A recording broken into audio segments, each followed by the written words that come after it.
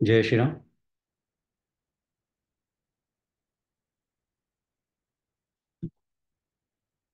ज्ञानेश्वरी भाव.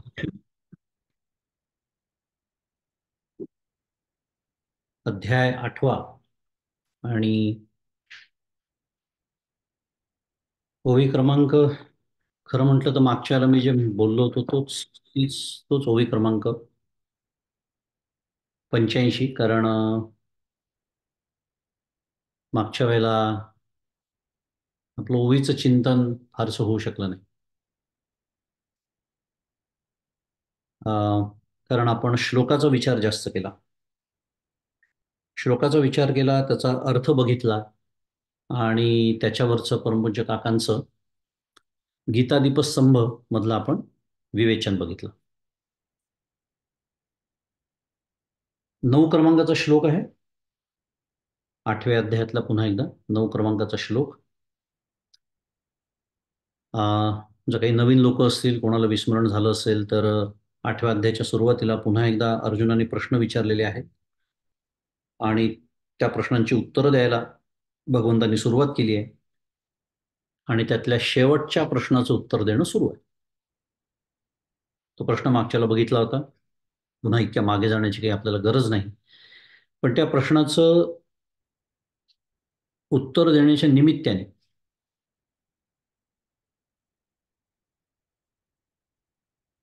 प्रयाणकाली, मूळ विषय काय सुरू आहे, प्रयाणकाली तो जो योगी असतो, तो ज्या परमपुरुषाला, ज्या दिव्य पुरुषाला म्हणूया,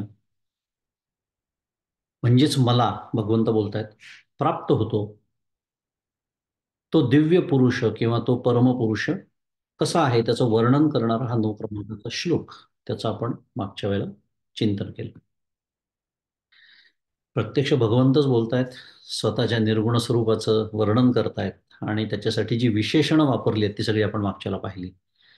काय विशेषणं होती? कविम, पुराणम, अनुशासितारम, धातारम, बरेच विशेषणं मागच्याला येऊन गेली. अणुः अणियान सम, अचिंत्य रूपम, आदित्य वर्णम आणि तमस परस्तात. जवळपास पूर्ण श्लोकच झाला, कारण सर्व श्लोक केवळ विशेषणच मांडतोय. आता विशेषण आपल्याला माहिती आहे, विशेषण खरं त्याला जे निर्गुण आहे, जे निराकार आहे, जे निरवयव आहे, जे स्वगत सजातीय विजातीय भेदरहित आहे, जे अखंडैक रस आहे, जे एकमेवा द्वितीय आहे, त्यामुळे ते असं असं आहे म्हणणारा खरं दुसरा कोणी सिद्धच होत नाही. असं असून सुद्धा जेव्हा त्याची विशेषणं सांगितली जातात, विशेषण या शब्दावरनं आठवलंय, तेव्हा दोन गोष्टींचा विचार करावा लागतो. एक म्हणजे जो मागच्या आपण केला होता गीता दीपस्तंभामध्ये, की एक तर ते स्वरूप लक्षण असतं आणि किंवा ते तटस्थ लक्षण असतं. स्वरूप लक्षण म्हणजे थेट त्याचं वर्णन करणार, साध्या भाषेत बोलू अगदी. आणि तटस्थ लक्षण म्हणजे मायेसह ब्रह्म स्वीकारलं जेव्हा जातं, जेव्हा त्याला साध्या भाषेत ईश्वर असं म्हणतात, तर ते ईश्वराचं वर्णन असतं. पण हे झालं समजुतीच्या पातळीवर, समजून घेण्यासाठी, सांगण्यासाठी, बोलण्यासाठी केलेलं वर्णन. पण एका पातळीवर जर विचार केला, तर मी जसं म्हणालो की मगाशी मी जे सगळं सांगितलं, खरं म्हटलं तर तेही त्याचं वर्णनच होतं. निर्गुण म्हणा, निराकार म्हणा, निरवयव म्हणा, वगैरे वगैरे. पण सांगण्याचा मुद्दा तो सुरू आहे की काहीतरी बोलावं लागतं का नाही, त्याशिवाय सांगणार कसं. आणि सांगण्याचा उद्देश असा की जेव्हा आपण त्याला निरवयव म्हणतो, तेव्हा खरं विचार केला तर त्याच्यावर तो केलेला आरोपच आहे. कारण ते तत्व निरवयव आहे हे सांगण्यापेक्षा ते सावयव नाही हे सांगणं सुरू आहे.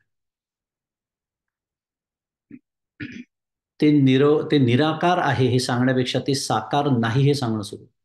असताची व्यावृत्ती सत म्हणू ये श्रुती, माऊली म्हणते, पण माहिती आहे आपल्याला, प्रसिद्ध होई आहे अमृतानुभवातली, की ते सत जेव्हा आपण म्हणतो, ते चित्त म्हणतो, ते आनंद म्हणतो, तेव्हा ते सत आहे हे सांगणं नाहीच सुरू आहे. मग काय सांगणं सुरू आहे, ते असत नाही. का बरं? कारण मला अखंड असतचा अनुभव, मला अखंड अचितचा अनुभव आहे, मला अखंड सविशेष आणि सविषय असा अनुभव आहे मला. त्यामुळे ते निर्विशेष आहे असं सांगावं लागतं. का? कारण ते सविशेष नाही हे सांगणं सुरू. कल्पना करा, मी नेहमीच दृष्टांत देतो की असं एखादा उद्या ग्रह सापडला आणि त्या ग्रहावरती एखादा वेगळाच प्राणी सापडला. कल्पना करू आपण की मनुष्याला जे 5 ज्ञानेंद्रिय आहे त्याच्यापेक्षा वेगळं काहीतरी 6वं ज्ञानेंद्रिय भगवंतानी त्याला दिलेलं आहे. म्हणजे आपण कल्पना तरी करू शकतो का, प्रश्नाचा आपण करूया.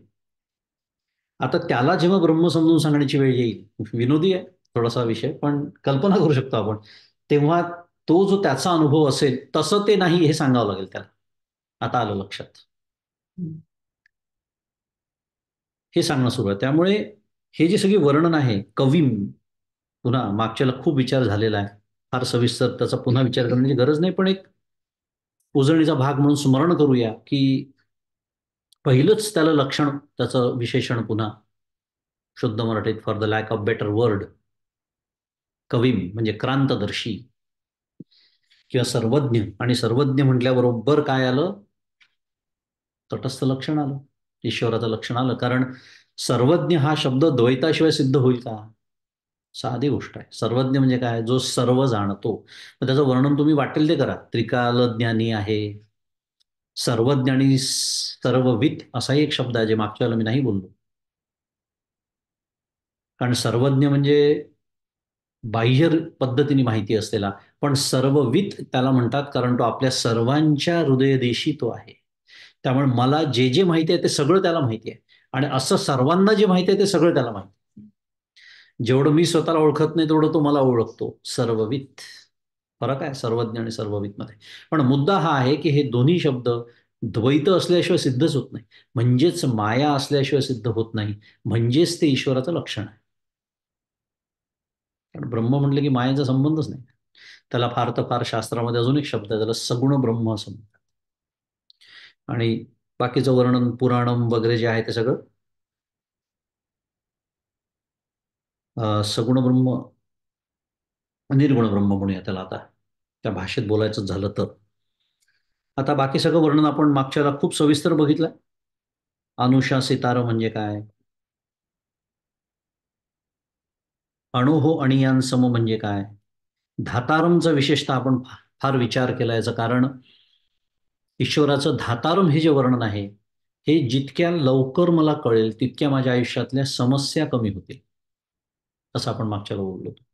कारण धातारम किंवा अनुषा सितारम, अनुषा सितारम सर्वस्य जगत प्रशासितारम असं आचार्य त्याच्यावर बोलले, असं आपण बघितलं. धातारम विचित्रतया प्राणीभ्यो विभक्तारम विभज्य दातारम, म्हणजे आपल्या कर्मफलाचा सुयोग्य विशिष्ट पद्धतीने विभाग करून सर्व प्राण्यांना त्यांच्या कर्माचं फल देणारा. याच्यावर, या पैलूवरती आपण जरा जास्त भर दिला, कारण एक काय म्हणूया, एक साधक म्हणून माझा त्याच्याशी जास्त संबंध येतो. जेव्हा माझ्या मनासारख्या गोष्टी माझ्या आयुष्यात घडत नाहीत, सर्व प्रयत्न केल्यानंतर काय वाटाय त्याला? देहरी खाटल्यावरी नाही, परमार्थात त्याला जागा नाही, यत्न तो देव जाणावा, इथपर्यंत समर्थ सांगतात. देवाची उपमा दिली आहे. इतकं प्रयत्नांना महत्व आहे, प्रयत्नाचा इतका जबरदस्त पुरस्कर्ता असलेले संत समर्थ आहेत. पण प्रयत्नापुरतीच, फलाच्या बाबतीत नेहमीच मी गमतीने म्हणतो की फल तो देव जाणावा असं समर्थांनी म्हटलेलं नाही, यज्ञ तो देव जाणावा म्हटलेला आहे.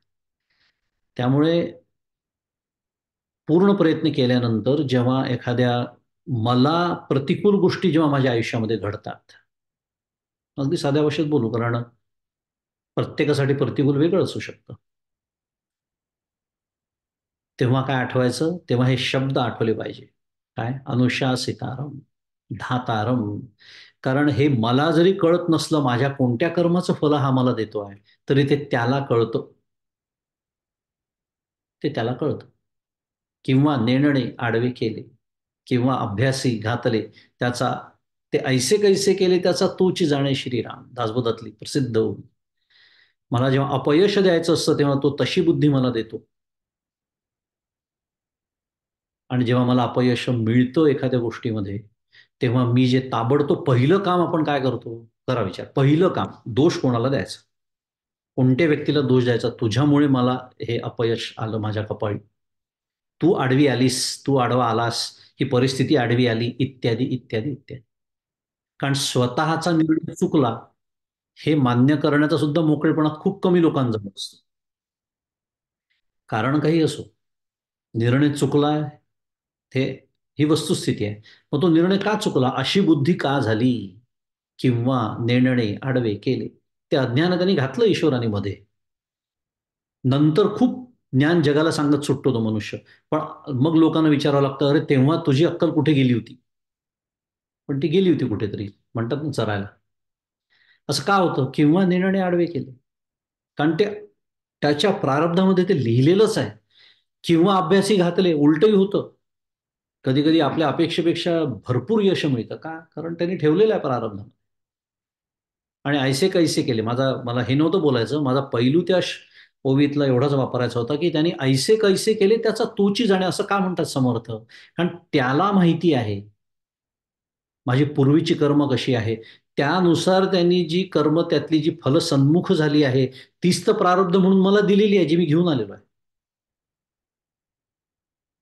आपण काय पाहतोय, हे करण्याचं त्याचं सामर्थ्य आहे, म्हणून त्या अनुषा सीतारम म्हणतात, म्हणून त्याला धातारम म्हणतात. विषय तो सुरू आहे आपला.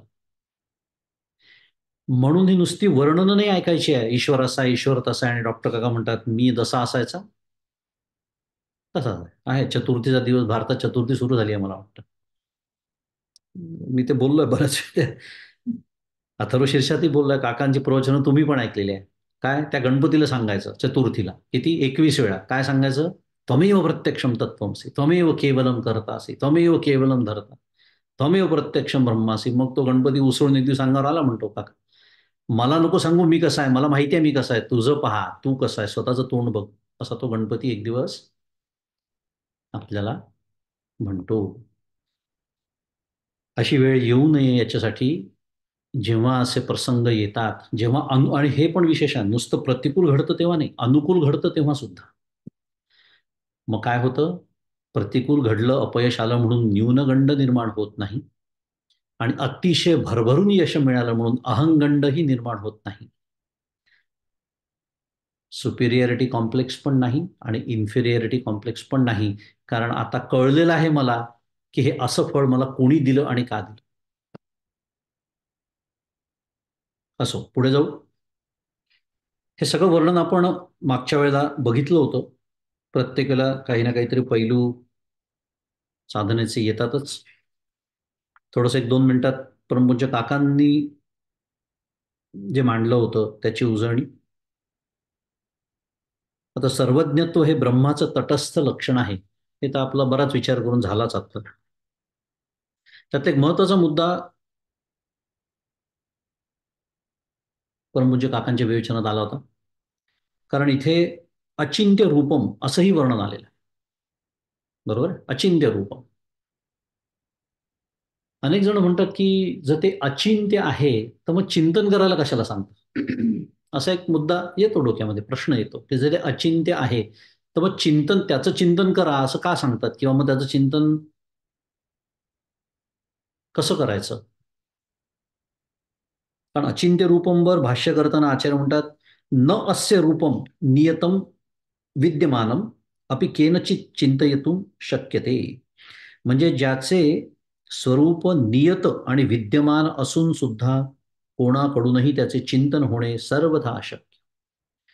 फार सुंदर, अतिशय महत्वाचे शब्द आचार्यांनी वापरलेले आहे, की काही काही वेळेला असं वाटायला लागतं की ते असं नाही, ते तसं नाही, ते तसं नाही, मग ते नाहीच का काय, म्हणजे शून्य आहे का काय, काहीच नाही म्हणजे शून्य. तसं ते नाही, तर ते विद्यमान, अखंड विद्यमान आहे. उलट तेच तर आहे ज्याला सत म्हणतात. सत म्हणजे काय, पदार्थ निरपेक्ष अस्तित्व. हे जग नव्हतं तरी ते आहे, जग आहे तरी ते आहे, आणि जग नसेल तरी ते आहे. असं अखंड विद्यमान असून चिंतन करण्यास शक्य. त्याचं चिंतन करायचं कसं, विषय तो सुरू होता आपला की त्याचं चिंतन करता येत नाही असं चिंतन करणं, याला म्हणतात त्याचं चिंतन. दुसऱ्या भाषेत बोलूया, म्हणजे थोडक्यात अन्वयाचं चिंतन नाही करता येत, व्यतिरेकाचं चिंतन करता येत. दुसऱ्या भाषेत बोलूया, म्हणजे तिसऱ्या भाषेत बोलूया, साध्या भाषेत बोलूया, ते कसं नाही. पुन्हा तेच व्यतिरेकाचीच भाषा मी जसं म्हणत होती मगाशी, की ते सत आहे हे सांगताना ते असत नाही हेच सांगणं सुरू आहे. कारण मला असाच अनुभव आहे, माझे अनुभव गृहीत धरून ते सांगणं सुरू आहे. त्यामुळे ते निर्गुण आहे, ते निराकार आहे. आता निराकाराचं चिंतन कसं करणार? दरवेळेला मी जो दृष्टांत देतो, आकाश म्हणजे पोकळी, अवकाश, करता येतं का चिंतन त्याचं? नाही. मग ते तर महाभूत आहे, ते सुद्धा जड आहे, हे तर आपण चेतनाबद्दल बोलतोय. मग त्याचं चिंतन कसं करता येईल बरं? हेच त्याचं चिंतन आहे. काय बोललो मी आता? म्हणजे त्याचं चिंतन करता येत नाही असं चिंतन करणं. आणि कारण ती शुद्ध जाणीव आहे. आणि परमपूज्य काकांनी विषय मांडला होता की या शुद्ध जाणीवेचा शोध घेणारी जी जाणीव ती शास्त्रज्ञांबद्दल बोलत होते का, आधुनिक जे विज्ञान आहे, आजचे आधुनिक वैज्ञानिक म्हणूया, त्यांच्याबद्दल बोलताना काका म्हणतात की त्यांची समस्या अशी आहे की ते जेव्हा सत्याचा शोध घ्यायला जातात, तेव्हा तो शोध घेणारी जी जाणीव आहे ती बुद्धीच्या मदतीने. म्हणजे काय? आजकालचे शास्त्रज्ञ जे आहेत त्यांना फक्त सविषय आणि सविशेष जाणीव कळते. निर्विषय आणि निर्विशेष जाणीवेपर्यंत ते जायलाच तयार नाही. म्हणजे कुठल्याही गोष्टीचा ते बुद्धीच्याच पातळीवर विचार करू पाहतात. म्हणजे बुद्धिवृत्ती ते सोडायला तयार नाहीत, विषय सोडायला तयार नाहीत, आणि त्याच्यामुळे विषय सोडायला तयार नसल्यामुळे त्याचा विशेषही ते सोडायला तयार नाही. आणि नेमका ज्या तत्वाबद्दल आपण बोलतो आहोत ती बुद्धीच्या पलीकडचं ते तत्व असल्यामुळे बुद्धीच्या साह्याने त्या तत्वापर्यंत कसं पोचता येईल असा मुद्दा आहे. त्यामुळे शोध घेणारी जी जाणीव ती बुद्धीच्या मदतीने जाणीवेचा म्हणजे स्वतःचा शोध घेऊ लागली म्हणजे तिला काही समजेन असे होते.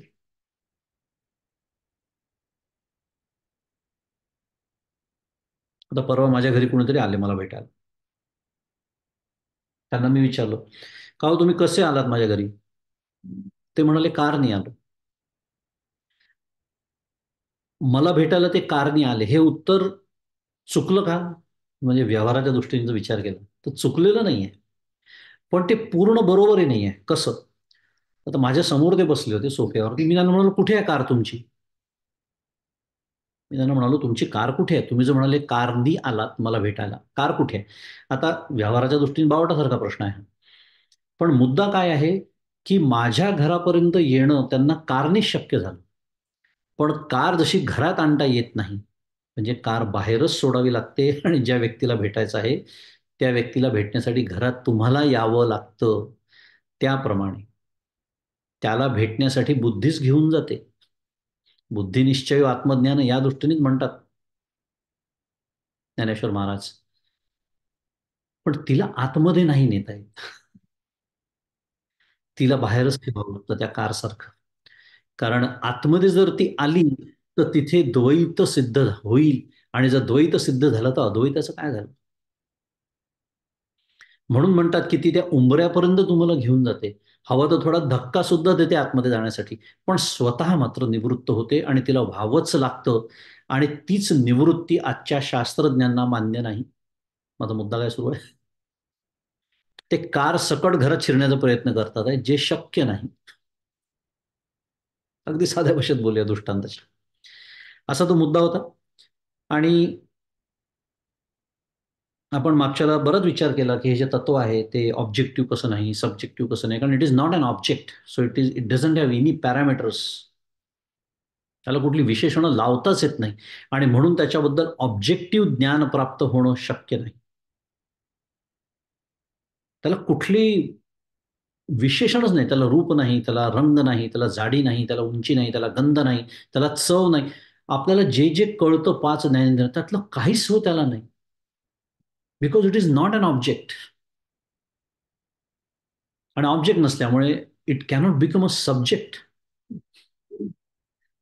साधी गोष्ट आहे. सब्जेक्ट होऊ शकत नाही म्हणजे त्याचं चिंतन म्हणून तो होऊ शकत नाही ना. It cannot become a subject. कारण because things that can become a subject can become a subject of a subjective knowledge, or if it is an object can become an subject of an objective knowledge. ते आपण मागच्याला बोललो सगळं. Objective knowledge म्हणजे वर्णनात्मक असतं. Subjective knowledge कसं असतं? It is reflective, व्यक्तिनिष्ठ असतं ते. आणि हे वस्तुनिष्ठ असतं ऑब्जेक्टिव्ह नॉलेज.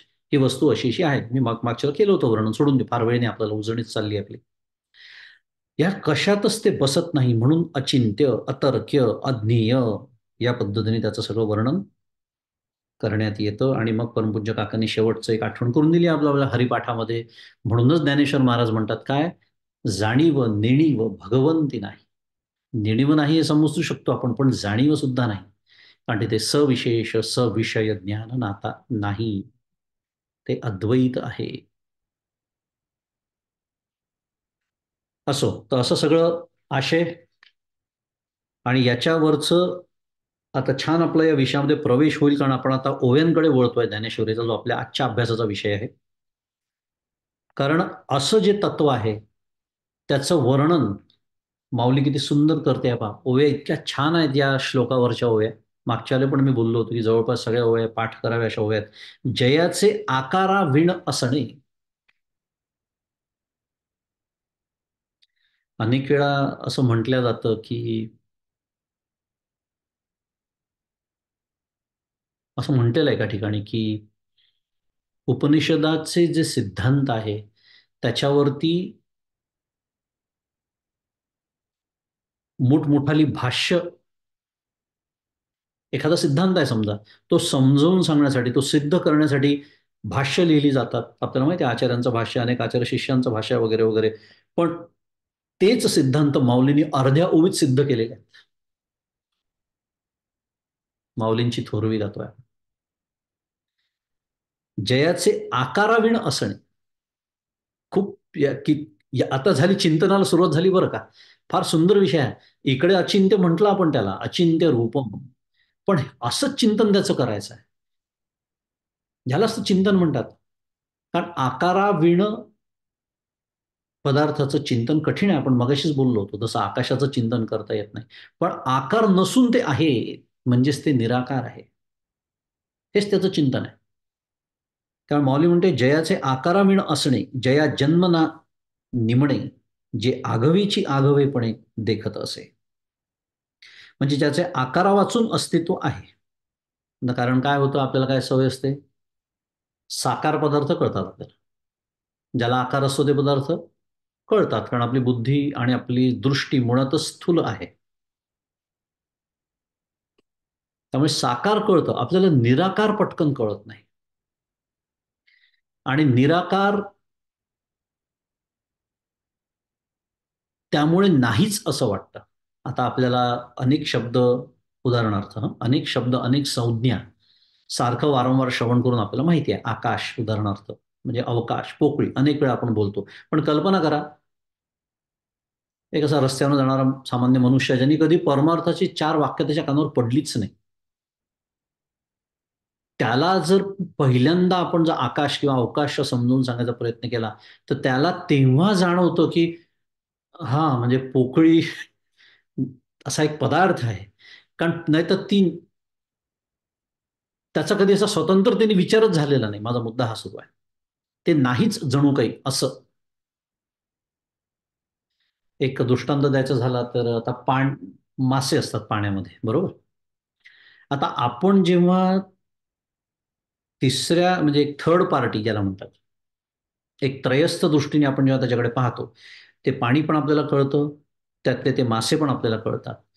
पण क्षणभर जर आपण माशाच्या याच्यात जर भूमिकेत जाऊन विचार केला, तर माश्याचा पाण्याबद्दल जो विचार होत असेल, जी काही थोडीफार अविकसित बुद्धी माशाच्या ठिकाणी असेल किंवा आहे, तो प्राणीच आहे शेवटी, बुद्धी आहे त्याला, पण अविकसित आहे, फारशी विकसित नाही मनुष्य एवढी. आता डॉल्फिन मासे आपण ऐकतो, बरेच हुशार असतात, बरेच गोष्टी शिकतात, बरेच मनुष्याबरोबर त्यांची मैत्री असते वगैरे वगैरे. त्यांना त्यांचं काय म्हणूया जीवन चालवण्यापुरती ईश्वराने त्यांनाही बुद्धी दिलेली आहे. पण पाण्याबद्दल जर विचार केला, की त्यांची पाण्याकडे पाण्याची भूमिका काय असेल, तर they must be taking it for granted. शुद्ध मराठीत बोलतो आता. जसं आपण पोकळी, we take it for granted. कारण पोकळी नाही अशी समस्या आपल्यापैकी कोणालाच येत नाही. अरे मी ना एका ठिकाणी गेलो होतो म्हणजे ती पुरेशी पोकळीच नव्हती. अशी अवस्था येते काय कधी नाही. पण आज विज्ञान सांगतं at a micro level it doesn't matter, but at a macro level it does. I told you last time, right? काय? Space is a physical thing. It is an object for that matter. भलेही पहा त्याला स्पेसही म्हटलं म्हणजे अवकाश, आकाश जरी म्हटलं तेही निराकारच आहे. पण ते निर्गुण नाही आहे, ते सगुण आहे. शब्द त्याचा गुण सांगितलेला आहे, ते महाभूत आहे. पण तरी सुद्धा it is a physical thing, कारण if there is a massive gravitational object like a black hole, then the space around it bends. असं विज्ञानाने सिद्ध केलेलं आहे. म्हणजे it is a very physical thing.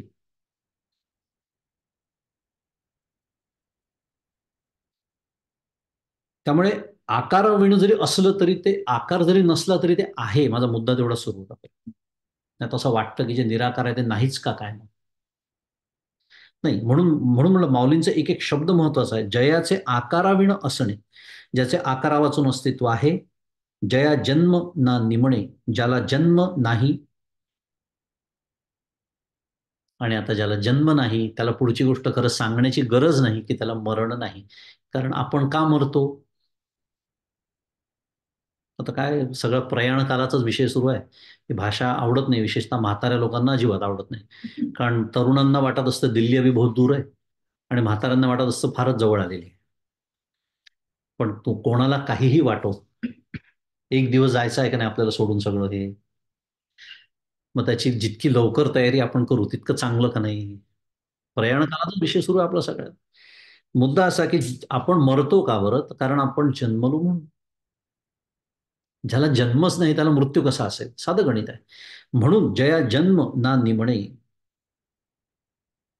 कोणाचं वर्णन सुरू आहे माहिती आहे ना? त्या परमपुरुषाचं. आणि म्हणूनच त्या परमपुरुषाशी मी जेव्हा एकरूप होईन,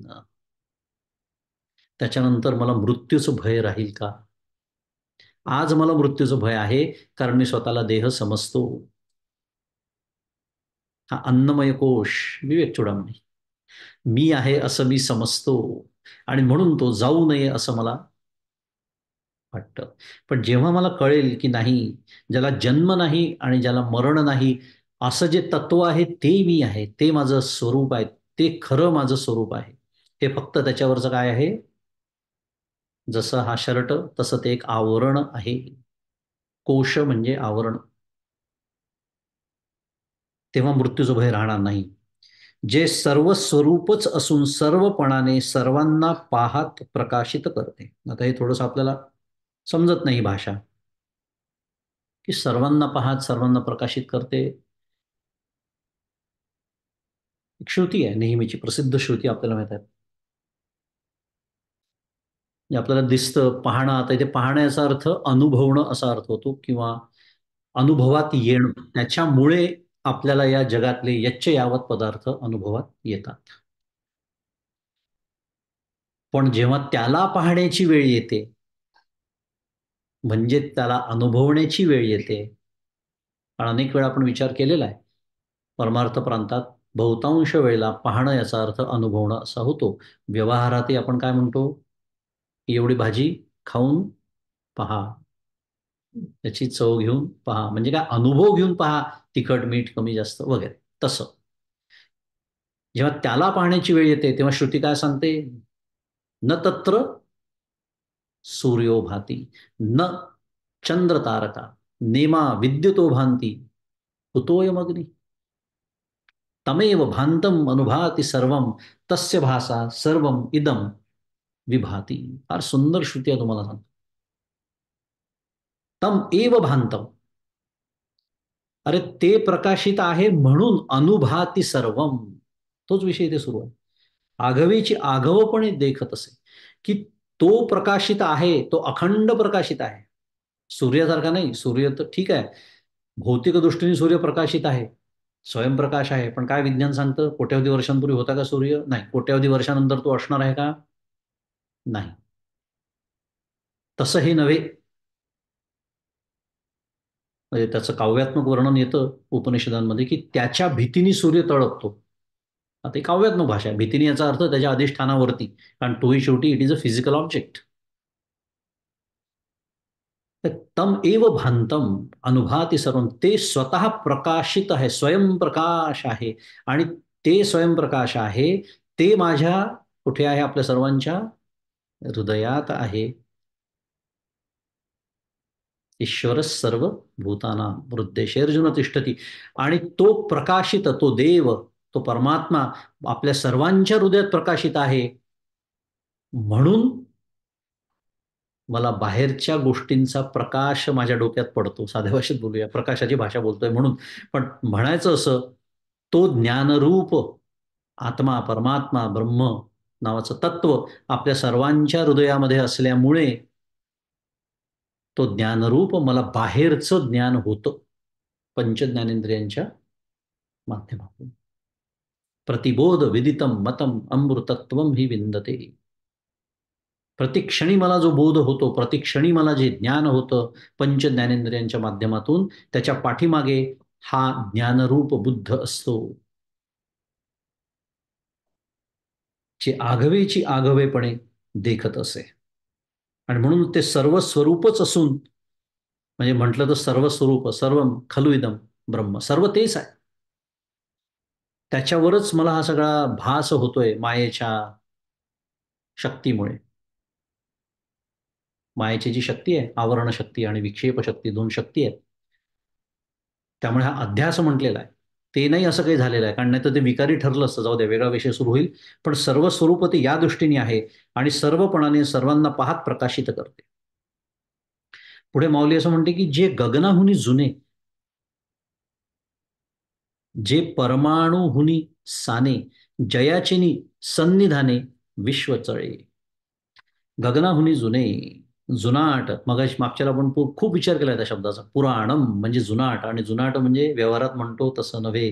जुनाट म्हणजे अनादी. अनादी. किंवा जे कधीच काय म्हणूया, ढळत नाही, जे कधीच नष्ट होत नाही, अक्षर असा त्याचा दुसरा अर्थ आहे. म्हणजे जुनाट म्हणजे पुराण. आणि म्हणून माऊली म्हणते जे गगनाहुनी जुने. गगन म्हणजे आकाश.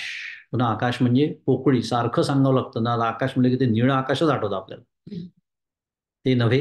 आकाश म्हणजे पोकळी. म्हणून तर ती पहिले निर्माण झाली, कारण त्याच्याशिवाय इतर या सगळ्या जग यच्च यावत ब्रह्मांड मावणार कशात? ते मावण्यासाठी पहिले पोकळी नको का?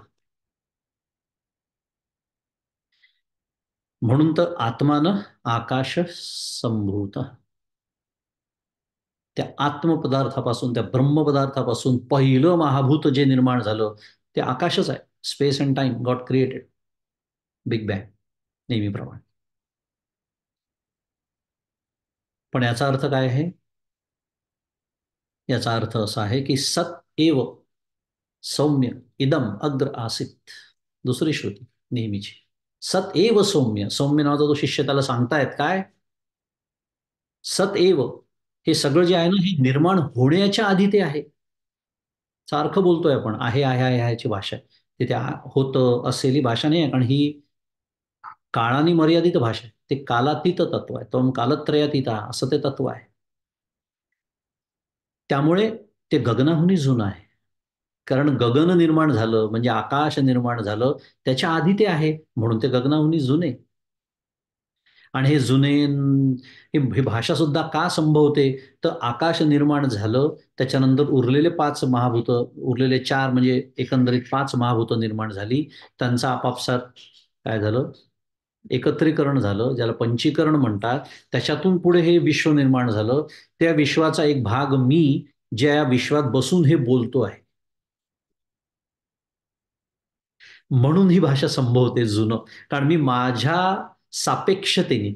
कारण मी इतक्या आता अलीकडचा आहे, मी जेव्हा मागे वळून बघतो आणि खूप मागे मागे मागे मागे जातो निराश करत करत, तेव्हा शेवटी आता निराश पंचकोशांचा करायचा असतो व्यष्टीच्या दृष्टीने, पण समष्टीच्या दृष्टीने बोलायचं झालं तर मागे मागे जात जात तुम्ही कुठपर्यंत जाल? शेवटच्या महाभूतापर्यंत. म्हणजे इकडून जाताना शेवटचं, तिकडून येताना पहिलं कोणतं? आकाश. मग त्याच्या आधी काय? त्याच्या आधी पण ते आहे. म्हणून गगनाहुनी जुने ही भाषा संभवते. आता आलं लक्षात, अचिंत्य असून त्याच्याबद्दल चिंतन कसं करता येतं. जे गगनाहुनी जुने, जे परमाणुहुनी साने, काय कशावर माऊली भाष्य करते आहे? अणो हो अणियान सम, की जे आकाशापेक्षा जुने आणि जे परमाणूपेक्षाही लहान. आणि आपण त्याचा विचार पुष्कळ केलेला आहे की परमाणू याचा अर्थ अणू किंवा रेणू असा विचार न करता सूक्ष्मतेची जी काही परमावधी आज विज्ञानाला मान्य आहे किंवा कळते आहे म्हणूया. पण काय, विज्ञान त्यांचे स्वतःचे सिद्धांत खोडत जातात, तेवढा प्रामाणिकपणा त्यांच्याकडे असतो. ते सांगतात की नाही हो, आम्ही चुकलो काही वर्षांपूर्वी. न्यूटनचे काही सिद्धांत आईन्स्टाईननी खोडून काढले. आईन्स्टाईनचे काही सिद्धांत जे ग्रह ताऱ्यांच्या पातळीवर लागू पडतात, ते सब ॲटमिक लेवलला लागू पडत नाहीत. त्यामुळे ते सिद्धांत तिथे गैर लागू होतात. त्या दृष्टीने ते खोडून काढण्यात आले. त्याची एका वाक्यात करण्यासाठी स्ट्रिंग थिअरी आली, की जी आज फक्त there is no empirical evidence of that. It's only proven by mathematics, unification of five forces. मुद्दा एवढाच आहे की काही वर्षांपूर्वी शाळेत शिकवलं जात होतं की अणू सगळ्यात लहान. आता अणू फोडला, कळलं अणू काही लहान नाही, अणूच्या आतमध्ये अजून काही काही आहे. काही वर्षांनी तेही फोडतील कदाचित. आज झालेलेच आहे 100 पेक्षा जास्त सब ॲटॉमिक पार्टिकल्स. मुद्दा एवढाच आहे की मानवी बुद्धीला आज जे सूक्ष्म म्हणून कळतं, मग ते गणितीय पद्धतीने कल्पना केलेलं असो का ते CERN मध्ये सिद्ध झालेलं असो, हिग्स बोसॉन सारखं, त्याही पेक्षा ते सूक्ष्म आहे. मुद्दा एवढा सुरू आहे. आणि मी नेहमीच सांगतो की सूक्ष्मतेची परमावधी कधी गाठल्या जाते, कल्पना करू आपण. हे एवढी कल्पना तर आपण निश्चित करू शकतो, कारण कितीही तुम्ही फोडत गेलात ते पार्टिकल्स, तरी ते अवयव ठरतात त्याच्यापेक्षा मोठ्या पार्टिकल्स. पण एकदा हे निर्वयव आहे म्हटल्यामुळे ते अखंडईकर असं ठरतं, ते एकमेव द्वितीय त्याच्याचमुळे ठरतं. म्हणजे सूक्ष्मतेची परमावधी आहे की नाही. आता त्याच्या पलीकडे काही असेल का? म्हणून जे परमाणुहुनी साने, आता त्याच्या पलीकडे काही नाहीच. आणि जयाचे निसन्निधाने विश्व चळे, की ज्याच्या सान्निध्य मात्राने हे विश्व हालचाल करते. जे काही, शेवटी ते चेतन आहे ना. संपूर्ण विश्व कसं आहे? जड आहे. हालचाल ज्याला म्हणतो आपण, जिथे काही अम, कार्य संभवतं, मग ते अगदी सिंगल सेल अमिबापासून तर अत्यंत विकसित मनुष्य प्राण्यापर्यंत. का? कारण जड आणि चेतन. 7व्या अध्यायामध्ये आपण शिकलो, परा आणि अपरा प्रकृती. भगवंतांनी आपल्या दुनियाचं वर्णन केलेलं आहे, परा आणि अपरा प्रकृतीचं. त्यातली म्हणूनच तिला परा म्हटलेलं आहे, श्रेष्ठ चेतन. आणि त्याच्या केवळ सान्निध्य मात्राने विश्व हालचाल करते. हे फार महत्वाचं आहे. जयाचेनी सन्निधाने, किती पैलू असतात तुम्हाला सांगू माऊलींच्या ओवीमध्ये, की विचार करायला जर बसलं ना, इतकं छान चिंतन करता येतं एकाच ओवीवरती. उदाहरणार्थ, जयाचेनी सन्निधाने म्हणताना माऊली हे सांगते आहे की ते काहीही करत नाही. नाहीतर ते काय ठरेल? तिथे काय सिद्ध होईल? द्वैत सिद्ध होईल. कारण हे करणारं ठरेल, म्हणजे कशाच्या बाबतीत काहीतरी केलं तर त्याला करणारा म्हणतो ना आपण, म्हणजे द्वैत सिद्ध झालं नाही. त्याच्या केवळ सान्निध्य मात्राने एक मॅग्नेट ठेवलेला आहे आणि त्याच्या आजूबाजूला समजा लोखंडाचे कण पडलेत किंवा तुकडे पडलेत, टाचण्या पडल्यात, खिळे पडलेत, तसं जसं ते मॅग्नेट काहीच करत नाही, केवळ त्याच्या सान्निध्य मात्राने ते एक तर तो लोखंडी पदार्थ ओढला जातो किंवा ढकलला जातो, depending on what pole it is, south pole, north pole वगैरे. जर दुसरा मॅग्नेट असेल तर तो ढकलला जाईल. Opposite poles attract each other, आपल्याला माहिती आहे. पण जर साधं लोखंड असेल तर ते त्याच्याकडे आकर्षित होईल. त्या मॅग्नेटनी काही केलं का? नाही, ते जे आहे जसं आहे तसंच आहे. आता ही जी त्याची मॅग्नेटिझम नावाची शक्ती आहे, आता आपल्याला कळतं माया म्हणजे कसं प्रकरण असलं पाहिजे. कारण ती शक्तीच म्हटलेलं आहे त्याचं. अव्यक्त नामनी परमेश शक्ती, रनाद्य विद्या त्रिगुणात्मिका परा विवेक चुडामणी आचार्य बोलतायत. परमेश शक्ती, परमेश्वराची शक्तीच म्हटलेलं आहे तिला. पण तो काहीही करत नाही. निष्कर्मम ब्रह्म व्याख्याच आहे. निष्कर्मम, निष्कर्म, जे काहीच करत नाही. मग एवढं सगळं घडताना दिसतंय, जगात हालचाल होते आहे, प्रचंड मोठमोठाली कर्म सुरू आहेत, अगदी जगाची निर्मिती सुद्धा झाली, हे पहिलं कर्म आहेच ना मोठं. तिथेच तर मायेचा स्वीकार करावा लागतो. त्या ईश्वराने केलाय त्या मायेच्या शक्तीच्या साह्याने. एकोहम बहुस्याम. म्हणून सन्निधाने, मी काय सांगत होतो, चिंतन कसं करता येतं. एका या सन्निधाने शब्दावरती एवढं चिंतन आपल्याला करतं की ते स्वतः काही करत नाही, माऊली सांगते. म्हणजे जर कोणाच्या मनात तसा चुकूनही तो किंतू राहू नये किंवा चुकीचा विचार येऊ नये, की ज्याच्या सन्निधानाने विश्व चळत आहे, ज्याच्या अधिष्ठानावरती, आता अगदी शास्त्रीय भाषेत बोलूया, त्याचं अधिष्ठान आहे. म्हणून हे सर्व जगत आणि त्यातले मुख्यतः जडचेतनाचा जो संघात आहे, ज्याला जीव असं म्हणतात, चिदाभास, अजून अगदी स्पष्ट बोलायचं झालं, स्पष्टतेने बोलायचं झालं, विश्व चळत आहे. जे सर्वाते जया, पुढे मौली म्हणते, 88 ओवी आहे.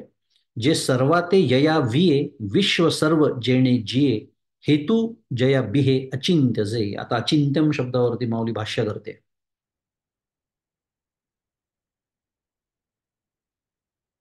जे या सर्व विश्वाला प्रसवते, जे सर्वाते यया विये, आपल्याला माहिती आहे की जे सर्व विश्वाला प्रसवते. आता पुन्हा गंमत आहे, पण जर लक्षात असेल तर आत्ताच आपण म्हणालो की ते काहीच करत नाही, मग आता असं कसं म्हणलं होते विश्वाला प्रसवते, आले पाहिजे असे प्रश्न डोक्यामध्ये. पुन्हा हा त्याच्यावर केलेला आरोप आहे, अध्यारोपाची भाषा सुरू आहे. कारण एकदा हे जग झालं आहे असं आपला एकदा स्वीकारलं, माया स्वीकारली की मग तिचं स्पष्टीकरण द्यावं लागतं. पण त्या मायेचं स्पष्टीकरण देताना वेदांतशास्त्र काय म्हणतं की हे जग जे आहे, हे ब्रह्मावरचं काय म्हटलंय, विवर्त म्हटलेलं आहे. कशा पद्धतीने, मग ते समजावून सांगताना नेहमीचा दृष्टांत, जसा रज्जूवरती सर्प आहे, रज्जूंनी सर्प जन्माला घातला का, करा विचार. विचार कसा करायचा असतो, रज्जूच्या बाजूने जर विचार केला तर सर्प अस्तित्वात तरी आहे का, नाही. पण माझ्या दृष्टीने विचार केला तर मला दिसतोय ना सर्प. मग त्या रज्जूचं आणि सर्पाचं जे नातं आहे, ते या ब्रह्मतत्वाचं आणि या जगताचं नातं आहे. जसा त्या रज्जूनी सर्प प्रसवला, आता आलं लक्षात, म्हणजे म्हटलं तर तिने काहीच केलेलं नाहीये, पण प्रसवला हा आरोप मी त्या रज्जूवरती करतो, अशा पद्धतीने समजून घ्यावं लागतं ते. मग समजतं की हे इकडे या विषयाला प्रसवते असंही म्हणतात आणि इकडे ते काहीच करत नाही असंही म्हणतात. हा मी केलेला आरोप आहे त्याच्यावरती, मला सर्पाचा भास होतोय. रज्जूसाठी तर सर्प अस्तित्वातच नाही.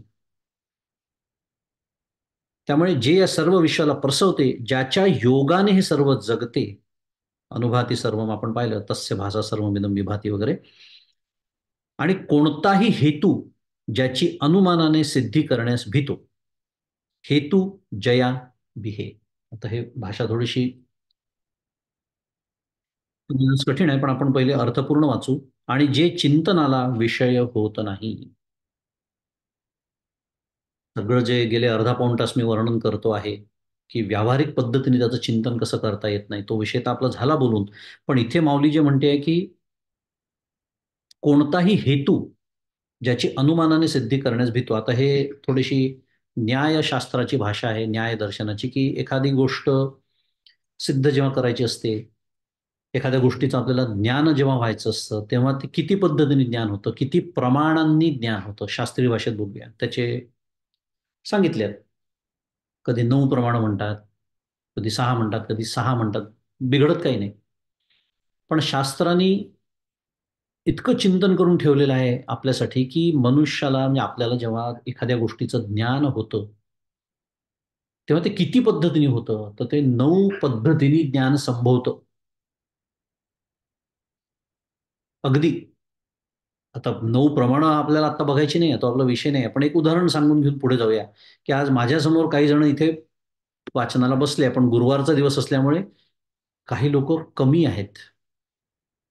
कारण आज ऑफिसचा दिवस आहे, सगळेजण घरी पोचायचे असतील किंवा पोचले असतील नुकतेच. तिथे पोचणं त्यांना जमलं नाही शुक्रवार नसल्यामुळे. मुद्दा काय आहे, की इथे एखादी व्यक्ती नाही म्हणून मला तिचं ज्ञान झालं. म्हणजे त्यांच्या अनुपस्थितीने मला त्या व्यक्तीचं ज्ञान झालं. म्हणजे शास्त्रीय भाषेत बोलायचं झालं तर अनुपलब्धी प्रमाणाने मला ज्ञान झालं.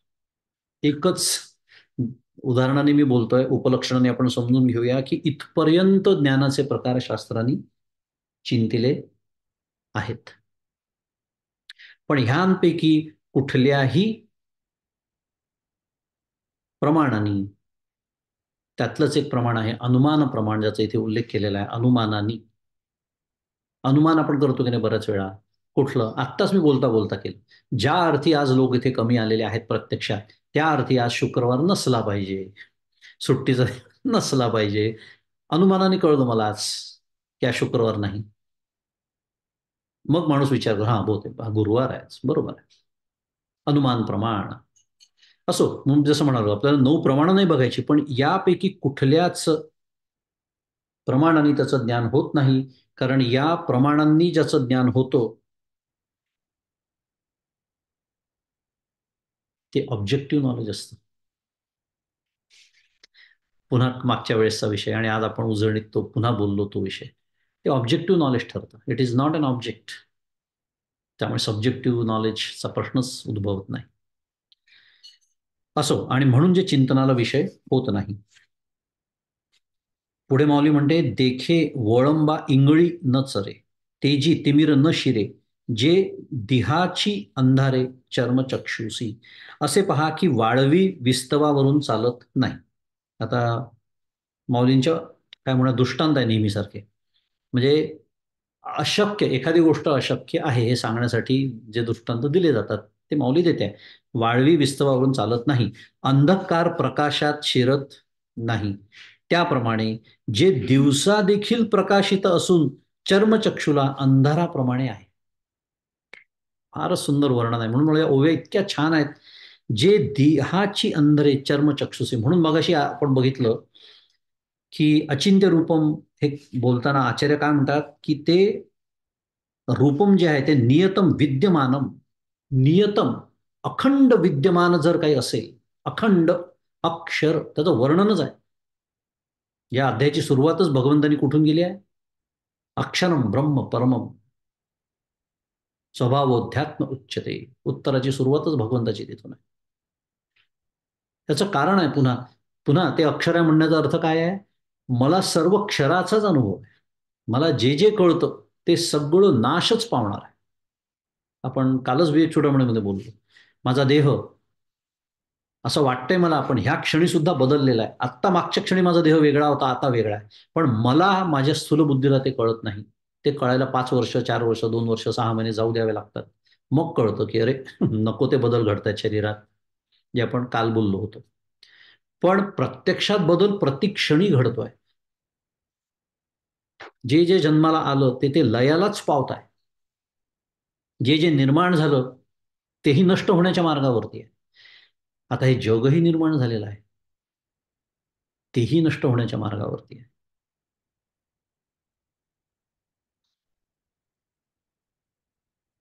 मुद्दा असा, आणि भगवंतांनी त्याचं वर्णनच केलं आहे. त्याला काय म्हटलेलं आहे? अक्षरम ब्रह्म परमम स्वभावोध्यात्म उच्यते. भूतभावोद्भव करो विसर्ग कर्म संज्ञिता. भूतभाव उद्भव कर. जाऊ द्या, पुन्हा मला मागच्या श्लोकांकडे जायचं नाहीये. पण जे क्षर आहे, ढळणार आहे. तुम्ही कितीही, म्हणून मी जगताचं उदाहरण दिलं. हे जग निर्माण झालं काही कोट्यावधी वर्षांपूर्वी, असं आज विज्ञानही आपल्याला आधुनिक सांगतं. आणि काही कोट्यावधी वर्षानंतर हे नसणार आहे हेही आधुनिक विज्ञान आपल्याला सांगतं. म्हणजे अगदी काही दिवसाचं किंवा काही तासांचं जीवन असलेले काही प्राणी आपल्याला माहिती आहेत. मुंगी, छोटे किडे, माशींसारखे म्हणूया. तिथपासून तर आता काय म्हणूया, जिवंत एखादी आता बघूया, कॅलिफोर्नियातले रेडवूड ट्रीज बद्दल बोलू. 1500 वर्ष जुनं एक वृक्ष आहे कॅलिफोर्निया. 1500 वर्ष, कल्पना करा. माऊलींच्या आधीपासून असा विचार केला तर आपल्याला जाणवतं. एक चेतन वस्तू म्हणून 1500 वर्षाचं आयुष्य आहे त्या वृक्षाचं. पण 1500 मोजता आलं का नाही? म्हणून तर मी म्हणतोय, कोट्यावधी किती किती मोठं असू द्या, पण नष्टच होणार आहे ना शेवटी. पण हे एक असं तत्व आहे की जे कधीही नष्ट होत नाही, नित्य विद्यमान आहे. आत्ता ह्या क्षणी सुद्धा आहे, अर्थात ही बोलण्याची बाहेर गरजच नाही आहे. पण असं असून सुद्धा मला त्याचा थांग पत्ता नाही. कारण चर्मचक्षुला कसं आहे, ते अंधाराप्रमाणे आहे. जसं अंधारात काहीही दिसत नाही, याचं कारण आहे ते जे ब्रह्म नावाचं तत्व आहे, ते या चर्मचक्षुचा विषयच नाही.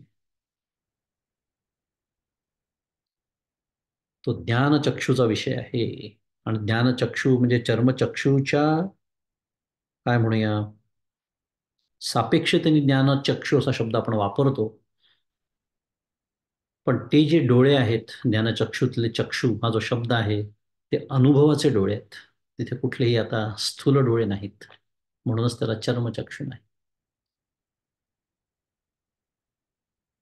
म्हणजे पहा, आपल्याला अंधार कळतो, आपल्याला प्रकाश कळतो, सगळं ठीक आहे. पण कधी प्रकाश असतो सूर्याचा, कधी नसतो. म्हणून आपण त्याला रात्र म्हणतो. या सगळ्या गोष्टी आपल्याला कळतात.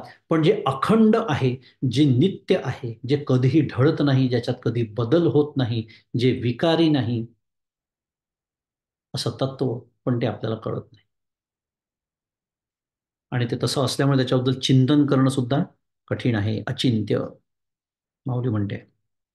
आधीच्या ओवीमध्ये चिंतन करता येत नाही. आणि इथे म्हणते, जे दिहाची अंधारे चर्मचक्षुषी, की दिवसा देखील प्रकाशित असून, आता ही पुन्हा भाषाच झाली, सापेक्षतेने झाली. दिवसाही ते प्रकाशित आहे.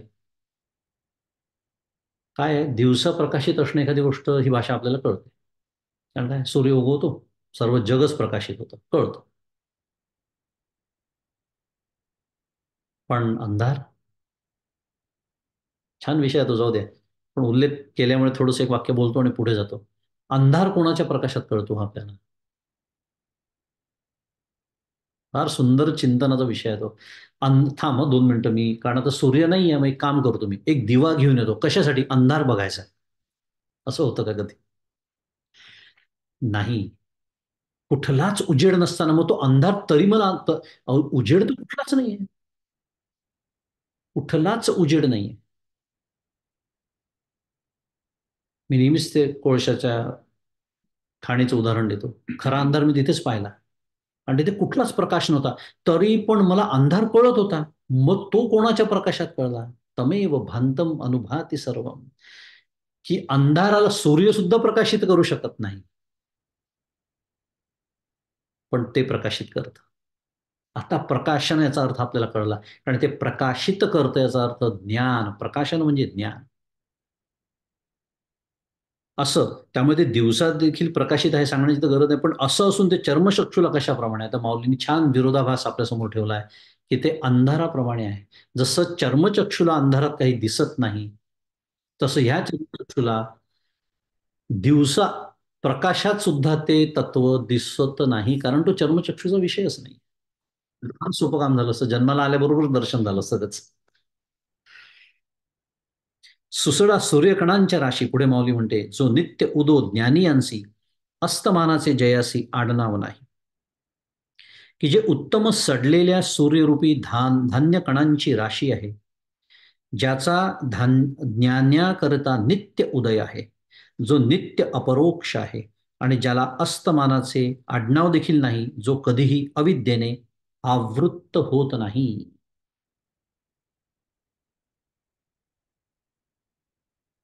सुसडा सूर्यकणांच्या राशी.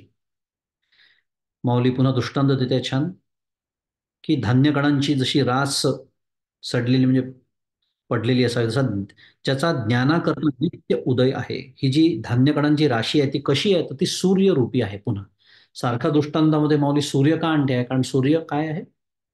प्रकाशमान आहे. त्या दृष्टीने त्याला ज्ञानाचं प्रतीक म्हणून मानल्या जातात. त्याच्यामुळे ज्ञान होतं. तो प्रकाश रूप आहे, तो ज्ञान करून देतो इत्यादी. एवढ्या मर्यादित प्रमाणातच सूर्याचा दृष्टांत म्हणून उपयोग करतात. म्हणून माऊली म्हणते की ही धान्यकणांची जी राशी आहे ती कशी आहे, तर सूर्यरूपी. आणि महत्वाचं आहे, जो नित्य उदो ज्ञानी अंशी, की ज्याचा ज्ञानाकरिता नित्य उदय आहे, म्हणजे जो नित्य अपरोक्ष आहे. म्हणजे पहा, आधीच्याच 89 क्रमांकाच्या ओवीमध्ये माऊलीजी म्हणते की जो अज्ञानी आहे त्याच्यासाठी दिवसा देखील जणू काही अंधारात जसं चर्मचक्षुला दिसत नाही, दिवसा देखील ते असून सुद्धा, आता साध्या भाषेत बोलूया, ते कळत नाही, कारण तो दिसण्याचा विषयच नाही आहे चर्मचक्षु. पण ज्ञानाचा जर विचार केला, जे ब्रह्मानंदे सदा डुल्लतो असं सद्गुरूंचं वर्णन का करतात, कारण त्यांच्यासाठी ते अखंड अपरोक्षच आहे. अखंड त्या आनंदात ते आहेत. याला म्हणतात ब्रह्मानंदे सदा डुल्लतो, अखंड. म्हणून तर माऊली एका ठिकाणी, मी जसं मागच्याला म्हणालो, म्हणते काय, मुखाप्रती भानू जैसा, असं त्यांचं वर्णन आहे. आणि माझं वर्णन, जे देहाची अंधारे चर्मचक्षुषी. नित्य अपरोक्षाचा विषय आहे त्यांच्यासाठी तो. आणि ज्याला अस्तमानाचे आडनाव देखील नाही, त्यामुळे त्यांच्या दृष्टीचं वर्णन करता झाला की अस्तमानाचं आडनाव नाही आहे त्याला, म्हणजे त्यांच्या दृष्टीने त्याचा कधीही आता लोप नाही, म्हणून त्याला दृढ, अपरिवर्तनीय आणि अपरोक्ष असाच अनुभव असं म्हणतात. त्याचा पुन्हा लोप नाही. नाही तर परवा ज्ञानी होते आज अज्ञानी झाले, असा उलटा प्रवास नाही. हा, परवा अज्ञानी होते आज ज्ञानी झाले असं होऊ शकेल. त्यामुळे माऊली म्हणते की, आणि त्याच्या दृष्टीने जर विचार केला तर जो कधीही अविद्येने आवृत्त होत नाही, आणि माझ्यासाठी अखंड अविद्येने आवृत्त आहे ते, कारण मला अखंड सर्पाचंच दर्शन आहे. आज मी जे, आपण जे काही समजून घेतो आहोत बौद्धिक पातळीवरती अभ्यास करून, ते काय समजून घेतोय माहितीये का, ज्या अर्थी सर्प आहे त्या अर्थी रज्जू असली पाहिजे, विचार केला तर. अनुमानाने, शब्द प्रमाणाने आपण हे समजून घेतो. पण ते, त्याच्या दृष्टीने जर विचार केला, जसं मगाशी मी म्हणालो, रज्जूच्या दृष्टीने सर्प अस्तित्वातच नाही, आणि या दृष्टीने ते अविद्येने आवृत्त कधी होतच नाही. ते माझ्यासाठी अविद्येने आवृत आहे, कारण मला त्याचा अनुभव नाही. पण त्याच्या दृष्टीने अविद्या अस्तित्वातच नाही, त्यामुळे आवृत होण्याचा प्रश्नच निर्माण होत नाही. इथे आपण आलो 90 क्रमांकाच्या ओवीपर्यंत. आता पुढे हे जे, म्हणजे आपला विषय काय सुरू होता, पुन्हा एकदा स्मरण, 8व्या श्लोकापासून सुरू झालेला, की प्रयाणकाली तो योगी मला प्राप्त होतो, म्हणजे माझ्या या मला म्हणजे परमपुरुषाला, या दिव्य परमपुरुषाला प्राप्त होतो, असं भगवंत 8व्या श्लोकात म्हणाले.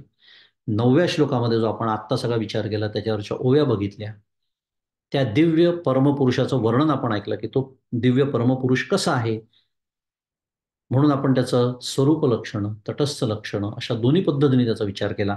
आणि आता पुढचा जो श्लोक आपल्यासमोर येतोय, आपल्याकडे वेळ आहे त्यामुळे आपण घेऊ शकतो पुढचा श्लोक, जेवढा होईल तेवढा बघूया.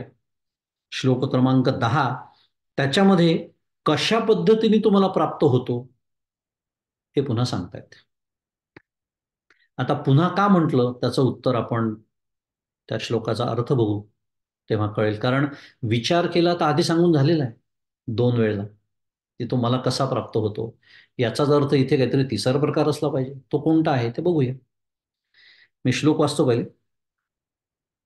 प्रयाणकाले मनसा चलेन भक्त्या युक्तो योगबलेन चैव भ्रुवोर्मध्ये प्राणमावेश्य सम्यक सतं परम पुरुषमुपैति दिव्यम, असा तो श्लोक.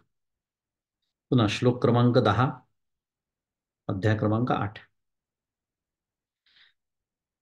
प्रयाणकाले मनसा अचलेन, पदच्छेद. आता प्रयाणकालाचं पुन्हा वर्णन सुरू आहे, पण मनसा अचलेन भक्त्या युक्त योग बलेन च एव भ्रुवो मध्ये प्राणम आवेश्य सम्यक सतम परम पुरुषम उपैति दिव्यम, असा त्याचा पदच्छेद आहे. अर्थ इथे दिलेला आहे भक्तीने, भक्त्या, भक्त्या शब्द आलेला आहे, भक्त्या युक्तो योग बलेन चैव.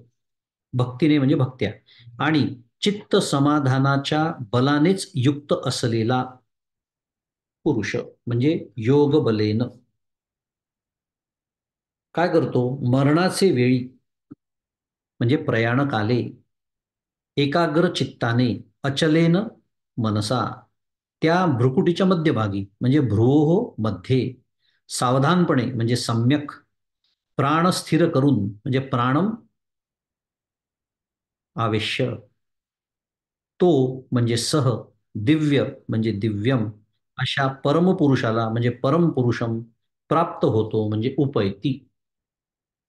पदच्छेदाप्रमाणे आपण त्याचा अन्वय लावून घेतला. आता पुन्हा एकदा अर्थ वाचू, कारण हे तुकड्या तुकड्यात वाचल्यामुळे त्याची एकसंधता असते थोडीशी जाते, पण अन्वय लावून घेणं महत्वाचं असतं आपल्या नेहमीच्या पद्धतीप्रमाणे. पुन्हा एकदा वाचू. काय म्हणतात आहे, भक्तीने आणि चित्त समाधानाच्या बलानेच युक्त असलेला पुरुष मरणाचे वेळी एकाग्र चित्ताने त्या भ्रुकुटीच्या मध्यभागी सावधानपणाने प्राण स्थिर करून तो दिव्य अशा परमपुरुषाला प्राप्त होतो. थोडक्यामध्ये या श्लोकामध्ये भगवंत जो योगी असतो, विशेषतः स्वच्छंद मरणी योगी म्हटलेला आहे, त्याच्या मरणाचा प्रकार सांगतो. आत्तापर्यंत आपण 3 प्रकार बघितले. कोणते माहिती आहे? जर स्मरणात नसेल तर सांगतो. एक, जो ध्यान योगी असतो त्याचं प्रयाण कसं असतं, तो कसा भगवंताला जाऊन मिळतो याचं वर्णन आपण ऐकलं. त्याच्यानंतर जो ज्ञानयोगी असतो त्याचंही वर्णन आपण ऐकलं. त्याच्यानंतर सामान्य मनुष्याचा जो मृत्यू असतो तो कसा असतो, तो भगवंताला जाऊन मिळत नाही, म्हणून तर त्याला पुन्हा जन्म घ्यावा लागतो. त्याचं मरण कसं असतं ह्याचं वर्णन आपण ऐकलं. आणि आता चौथा प्रकार आपल्या समोर येतोय, ज्याला स्वच्छंद मरणी योग्याच्या मरणाचा प्रकार असं म्हणतात. त्याचं वर्णन आणि त्याच्या ओव्या आपल्यासमोर आता येत आहेत, आणि ते त्याचं वर्णन भगवंत करतात आहे की तो कसा असतो स्वच्छंद मरणी जो योगी. आणि स्वच्छंद मरणी म्हणजे तरी काय, जे ठरवून मृत्यू स्वीकारतात, त्या योगाच्या अष्टांग योगाच्या पद्धतीने त्या जाऊन त्या मृत्यूच्या असं म्हणूया हवाली हा देह करून टाकतात. त्यांचं मरण कसं असतं आणि मरणानंतर ते मला कसे येऊन प्राप्त होतात त्याचं वर्णन आहे. इथे 2 शब्द आलेले आहेत, तेवढे समजून घेऊ आणि पुढे जाऊ. आचार्यांचं भाष्य नेहमीप्रमाणे आपल्याला बघावंच लागेल, त्यांना शरण जावं लागेल. फार सुंदर अर्थ एक व्याख्याच केली आचार्यांनी, ते बघूया. इथे भक्त्या युक्तो, पहिली गोष्ट म्हणजे खूप विशेष आहे. आज जेवढं आपल्याला विचार करणं शक्य आहे तेवढा उरलेल्या वेळात करू, उरलेला पुढे सुरू ठेवूया विचार. पण मला एक विशेष असं जाणवलं की अष्टांग योगी किंवा हठयोगी ज्यांना म्हणतात, की जे कुंडलिनी शक्ती जागृत करून वगैरे ते सगळं चक्रभेदन वगैरे करणारे जे असतात, त्यांच्या मरणाचा प्रकार सांगताना भगवंतानी भक्तीचा उल्लेख केलेला आहे. कसं शिकत जायचं असतं बा, आपल्याला जी एक सवय लागलेली असते, हे कोण भक्त, ते कोण ज्ञानी, ते कोण योगी, असे असं जेव्हा आपण शिक्के मारतो, परमपूज्य काका म्हणतात, तेव्हा आपल्याला काहीच कळलेलं नसतं. आणि म्हणून तर परमपूज्य मंदा ते समजावून सांगतात की जो ज्ञानी असतो तो भक्तही असतो, आणि जो भक्त असतो तो ज्ञानी पण असतो. वेगळा विषय आहे, उल्लेख केला फक्त. कारण विचार करा तुम्ही, त्या योगाच्या मरणाचा प्रकार सांगताना योगाचं वर्णन करणं ठीक आहे, भक्तीचं वर्णन नवे, पहिले भक्त म्हटलंय भगवंतानी, त्याचं वर्णनच केलंय. प्रयाणकाले मनसा अचले अचलेन भक्त्या युक्तो, भक्तीने, आणि पुढे म्हटलंय योग बलेन. आणि भक्त्या युक्तो याच्यावर भाष्य करताना आचार्य म्हणतात भजनम भक्ती तया युक्तो. भजन म्हणजे भक्ती, त्याने युक्त. आणि ते भजन याचा अर्थ, ज्याला मी भजन समजतो म्हणजे काय, तबला, पेटी, टाळ, माईक, काका म्हणतात फारच असेल तर पोशाख, आणि तेही समोर काका म्हणतात टीव्हीचा कॅमेरा असेल तरच मी भजन करतो. आता त्या काळचा दृष्टांत आहे. आजकाल टीव्हीचा कॅमेरा नाही, आजकाल काय झूम बीम असेल, कोणी ऐकणारे असतील, कौतुक करणारे असतील, माईक सिस्टीम, सगळी ऑडिओ सिस्टीम मला हवी तशी असेल तर मी भजन करतो. याला भजन म्हटलेलंच नाहीये. हा झाला कार्यक्रम. म्हणून परमपूज्य काका नेहमी आठवण करून देतात की तुकाराम महाराजांनी काय केलं? भजन केलं. भजनाचे कार्यक्रम नाही केले.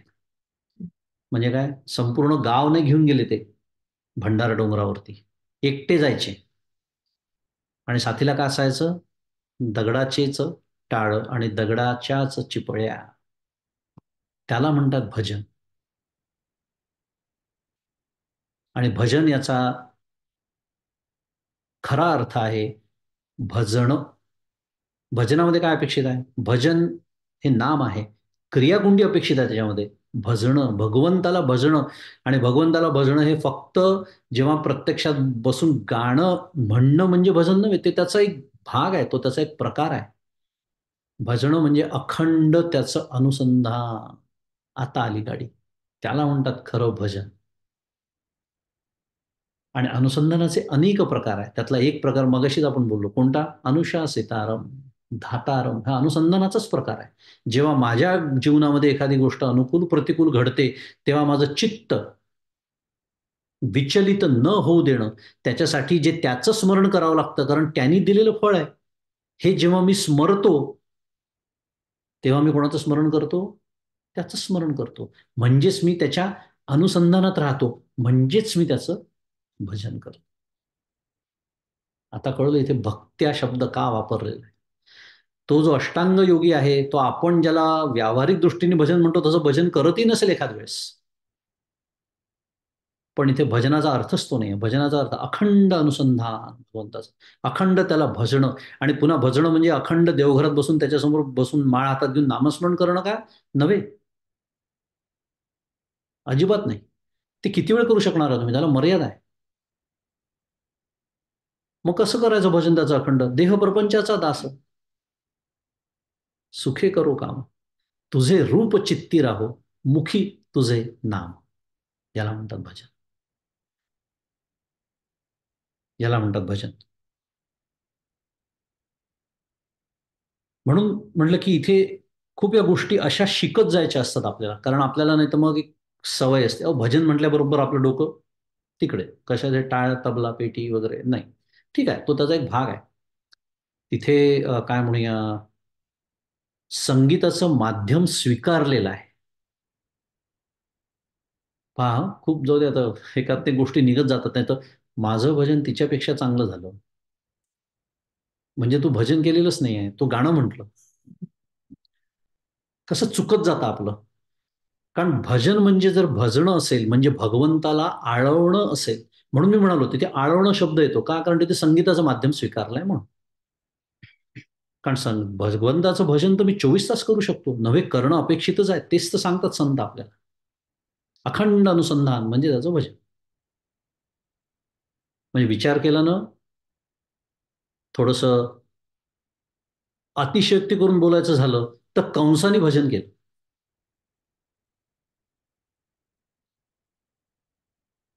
कशावरून? केला का नाही भगवंतानी उद्धार त्याचा?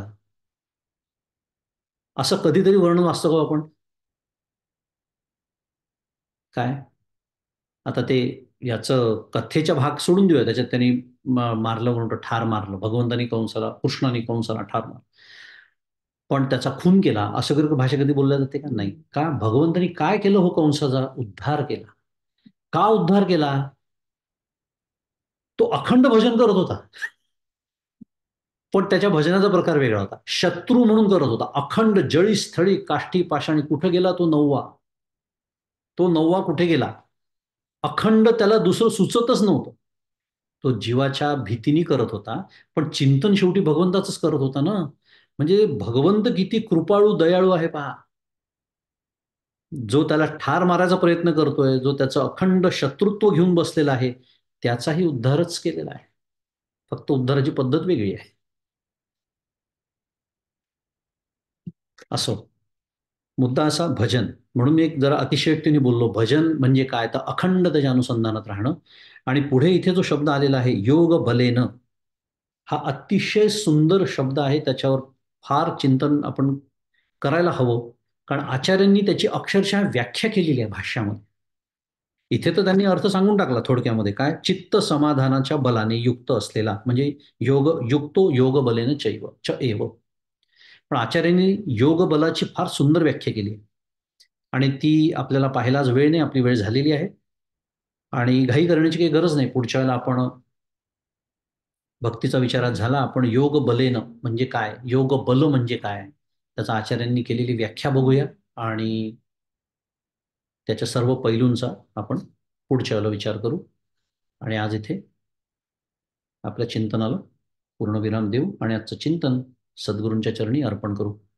श्री सद्गुरुनाथ महाराज की जय. जय जय रघुवीर समर्थ.